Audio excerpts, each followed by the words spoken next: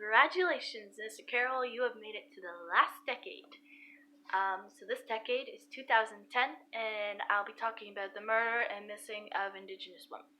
So this has happened for many decades, but sadly in this past decade, um, many cases of murdered and missing Indigenous women have skyrocketed, and it's a topic that should never skyrocket or even leave the ground. It's very sad that this is happening, but it's mostly happening in areas like Alberta, Saskatchewan, and Manitoba, and that's where the cases are more frequent, but it's happening in places everywhere, and there's been a case in each province, at least, in Canada.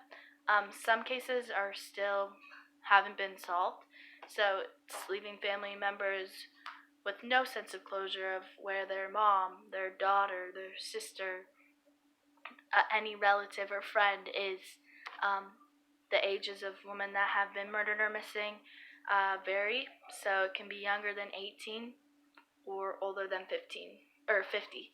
Like, there's literally any age bracket. And no one knows why this is happening, but sadly it's.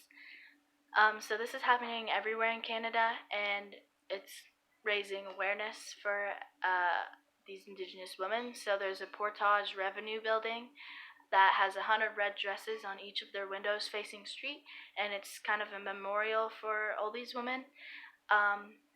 There's also a national billboard campaign that honors Indigenous women and has art pieces from like Indigenous people that they've donated.